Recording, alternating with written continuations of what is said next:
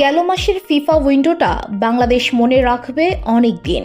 English premier লিগে খেলা হামজা চৌধুরীকে যে অবশেষে নিজেদের করে পাওয়া গেছে এই উইন্ডোয়ে, তা অবশ্য আরও একটু বেশি স্মরণীয় হয়ে থাকতো ভারতকে হারানো গেলে। তাহলে প্রায় ২৬ বছর পর কোনো প্রতিযোগিতামূলক ম্যাচে ভারতকে হারানোর তৃপ্তি সঙ্গী হতো দলের। শেষমেশ তা হয়নি, তাতে আফসোসেই পড়তে হয়েছে দলের সবাইকে। তবে এই ড্রও বাংলাদেশকে অর্জনের খাতায় কম কিছু দেয়নি।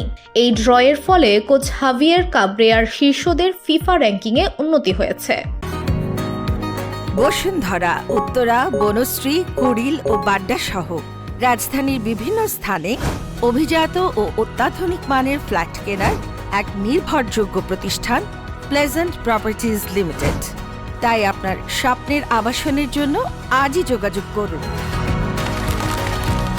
Pleasant Properties Limited, where destiny matches eventually. গেল মাসে এশিয়ান কাপ বাছাইয়ের তৃতীয় রাউন্ডে ভারতের বিপক্ষে মাঠে নামার আগে বাংলাদেশের অবস্থান ছিল ১৮৫তম স্থানে। ভারতের বিপক্ষে এরপর গোলশূন্য ড্র করেছে বাংলাদেশ। এরপর ৯০৪.১৬ পয়েন্ট নিয়ে ফিফা র্যাঙ্কিংয়ের ১৮৫ নম্বর থেকে ১৮৩তম স্থানে উঠে এসেছে দলটি। শীর্ষস্থানটা আর্জেন্টিনার দখলেই আছে। লিওনেল মেসিকে ছাড়া খেলতে নামা আর্জেন্টিনা গেল মাসে হারিয়েছে উরুগুয়ে ও ব্রাজিলের মতো দুই দলকে। তাতেই ১৮৮৬.১৬ পয়েন্ট নিয়ে বর্তমান বিশ্ব চ্যাম্পিয়নরা ধরে রেখেছে শীর্ষস্থানটি। আরেক লাতিন পরাশক্তি ব্রাজিলের উইন্ডোটা অবশ্য ভালো কাটেনি। আর্জেন্টিনার কাছে হজম করতে হয়েছে ৪ গোল।